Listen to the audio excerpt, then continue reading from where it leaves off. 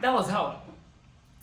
I now went to meet, I now went back, carried my documents to go and meet the NYC officials so I could register.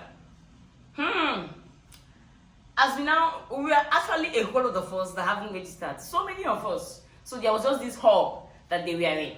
So as I was walking into that hall, I now turned. I don't even know what drew my attention. I now turned, saw this girl. Then, yes, we were girls. I now saw this girl. She made her hair with ash wool, like, you know, wool that we used to braid hair. She used ash color. And it was so full and long. I said, this one has got so. Who makes hair with ash colored wool? I just saw her. I passed. Then as we were registering, I ended up in platoon 10. When they now saying, oh, you fall in line, you stay here. I now noticed the same girl that made her hair with the ash wool was also in line with me. And I said, well, anyways, I'm not even in the mood for all this unnecessary, chit chat or whatever. Everybody just turn your lane. But I like her hair. It takes guts for someone to, make their hair with ash colored wool and it's long and full, which means wherever you are, you'll be noticed. This one is notice me. When we were in primary, secondary school, you said notice me or I die. I must be noticed. So I just saw the hair. Anyways, that's some gods, but me, I just did Ghana weaving. Black attachments. I don't want problem, I beg. So after then, we were done registering. I was in platoon 10. And then we were supposed to be sworn in that same day. Yes. So we now had to now go have our bath and then change into our khaki. And we now came out to the parade ground for swearing in. As I came out to the parade ground for swearing in, that was how I now saw the lady. The girl. I'll use girl then. And I saw the girl on ash hair again. Fall into line. All these soldiers, they'll be doing that. Did I enroll into military camp with you people? To be sincere, that was the way I was feeling then. I only came to serve father's land. So if stop making it look like as if I came to fight war. I did not come to fight war. It shouldn't be that hard. Until death, life shouldn't be that hard. Come on. But for where? Fall into line. That was how we fell into line. And then the next thing, guess who was in front of me as we were falling into line? The girl on the ash colored hair. Again. We are now standing there, we are talking, giving long speech. I now pulled her hair. I like your hair. She was like, oh, thank you. She literally talks that way. I say, hey, this one at the bottle. Hey, God. Oh, thank you. We now stopped again. Then they were now talking. And then I now noticed, okay, she's actually a soft-spoken person. And I feel I can actually connect with her. So I started off a conversation. Hey, so what's up with you? As we were waiting and they were talking, the way they give long speech. Parade ground, this one will talk before they not come and do. We move hairdressers. They've been practicing, so me, I came a little bit late to the camp. Replace hairdressers. As they are removing and replacing hairdressers. Please, can we just be fast about this thing? I was already counting down the days. Let me do this thing and leave this camp. And try and walk, my posting out of Kebbi State too. But for where? Anyways, let me not digress. That was how we now started talking as they were doing their campaign and, doing their announcements and all whatnot, their inauguration. Then, in the course of the conversation, and I found out, she's a makeup artist, so I thought that I actually, because then, before I went to camp, I actually trained professionally how to do makeup in Zaron in 2015, before I now went to camp. So I now told her, I'm a makeup artist. She said, yeah, me too, I'm a makeup artist. I was like, whoa, are you serious? So imagine two girlies having the same area of interest and having the same skill and craft coming together. That was what connected us at first too. Oh, I'm also a makeup artist. Where are you from? I'm from Abia State. I'm from Bayelsa. We just started talking. What's your name? Oh, I'm Blessing. I was like, oh, I'm Queen. And then we connected. From the campground, when they finished swearing us in, we've removed and replaced hairdresses.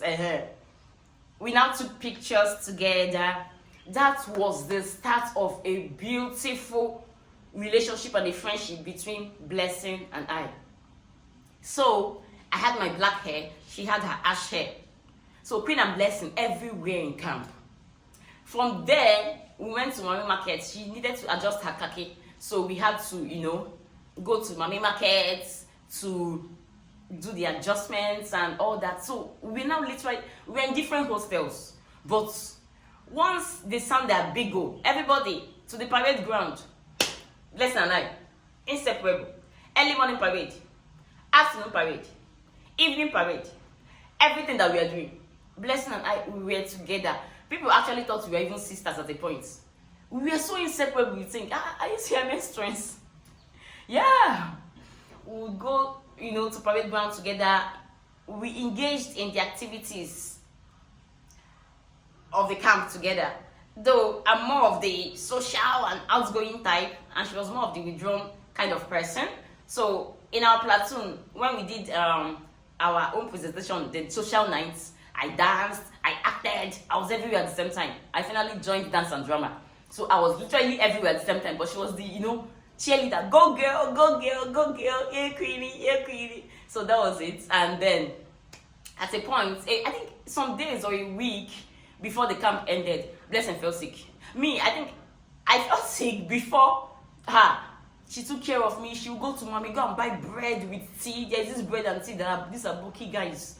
Come on, so nice. She would buy with the egg, bring for me, I would eat. And so some days to the end of camp, or let's say a week to the end of camp, Blessing fell sick. So it was my turn to take care of her. I became her mommy.